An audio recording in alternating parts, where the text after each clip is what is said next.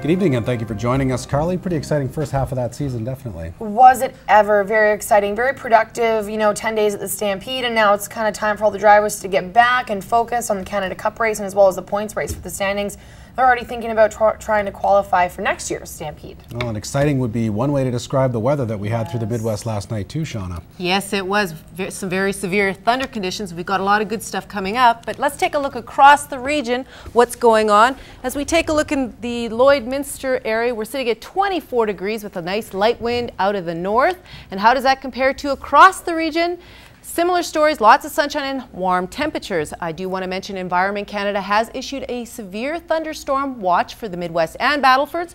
So with that, how much rain is coming? I'll let you know coming up a little later on.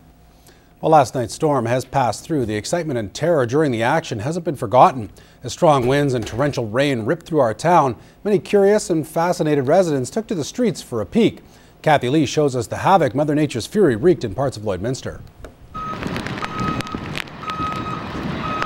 It looked like a scene from a disaster movie last night, and just like clockwork, responding crews were out attending to calls all over the city. In the trees right now, so there was a small fire in the trees, but we're not touching anything until the power people get here.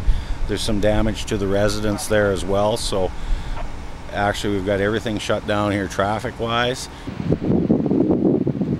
After a quick and dirty summer storm tore through around 10:30, Gustafson could only advise the public of one thing.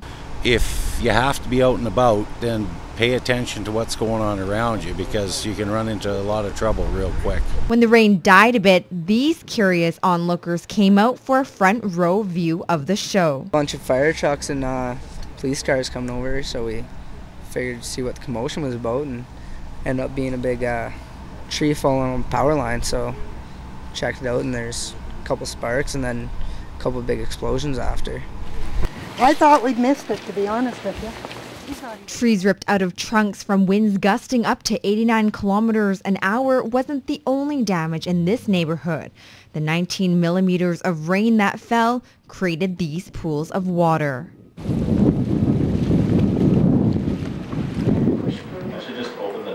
New Cap TV crews were able to capture footage of water seeping into our building as well.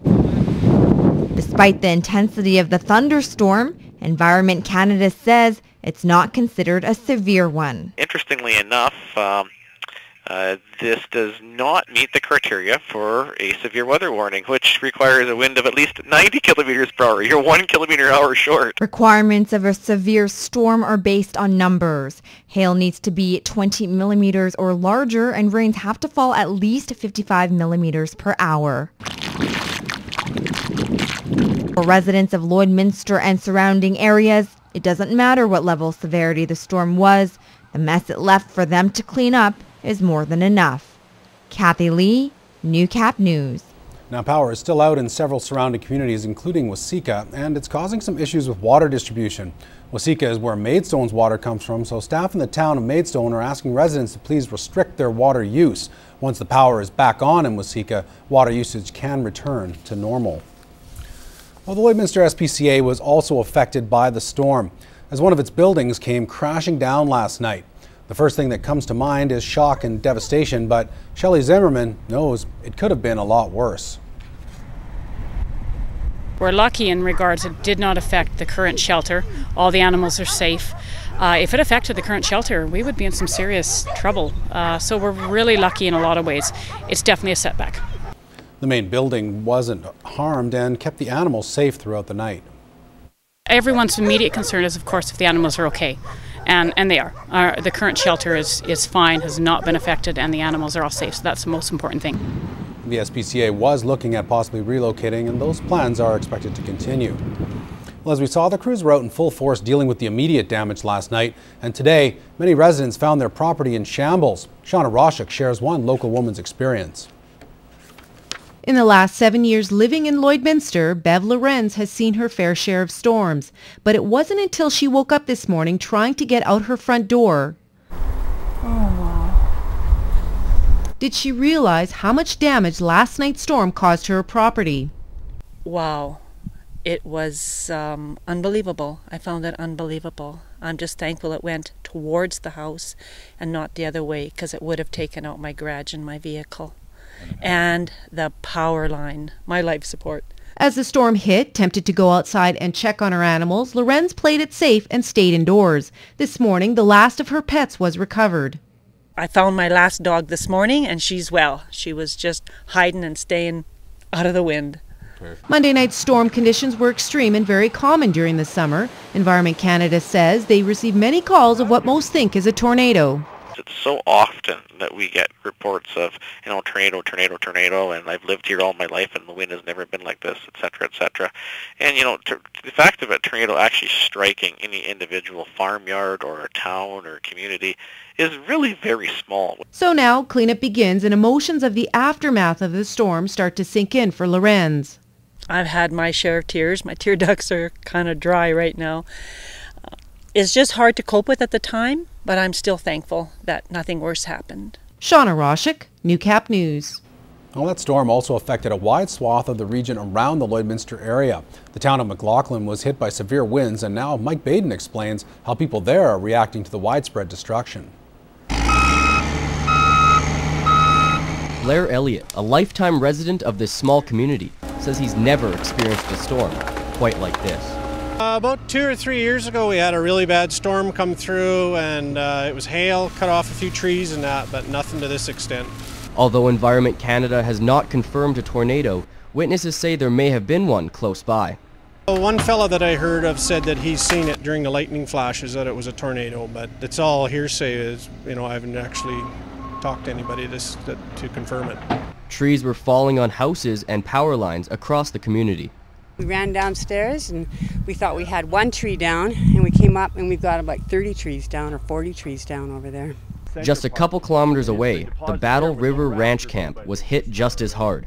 The owner, living in Lloydminster, got a devastating phone call about the aftermath. She says, I got some news, and she says, what's that? Not expecting really what was going on, eh? And she says, the lodge is gone. It's flat to the ground. The foundation of the lodge was lifted and twisted before being dropped, and community members have gathered to help out as much as possible. The people that have stopped in already this morning, we've met already, that want to know what they can do. It's huge, and our community has been behind us every step of the way. So we know that, hey, it's going to be exciting, and we're just going to rebuild. The County of Vermilion cleanup crews have been working all day, cleaning up the streets of McLaughlin. As for the ranch, a rebuild is expected to get underway as soon as possible. Mike Baden, Newcap News. Well, Midwest residents cleaning up their yards today had a lot of time for reflection. Many people are wondering what they could have done or what they can do if there's a next time. We go to Whitney Stinson now to try and answer some of those looming questions. We all saw or heard it coming, the thunder, the lightning, the rain, but when exactly was the moment when this terrifying storm turned into something bigger? Meteorologists aren't calling it a tornado, but a squall line, an intense series of thunderstorms all lined up in a row. Nonetheless, it can still do the same amount of damage and can turn into a tornado very quickly. Out of the cloud base, you'll see rotation in the clouds. You might see green or yellow or just completely black sky. Normally, tornadoes will form out of green-colored clouds.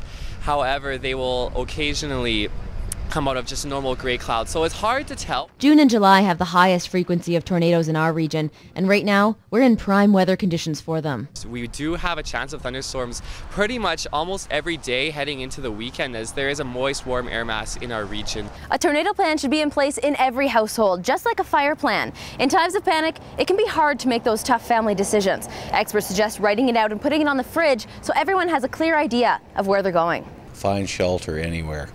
And if that's in a house, in a basement, if you don't have a basement, get into the center of the structure and away from windows. If you got to get out of the house for whatever reason, do you want to go out the back door or the front door? Because if there's a line down in your backyard, you don't want to be going out there. You want to be exiting out of the front of the house. Ideally, you'll have a storm kit with flashlights, some food, and a radio. You should also try to cover yourself with pillows or a mattress to protect yourself from falling debris. And even if it might not seem as though you might need it, you never know. These storms can become severe and intensify like in minutes, in seconds even. Newcap Weather and Environment Canada will put up severe thunderstorm warnings when the storms are imminent and occurring. Keep your eye to the sky and keep following public forecasts because those can easily intensify, and pretty much any thunderstorm can spawn a tornado. Whitney Stinson, Newcap News.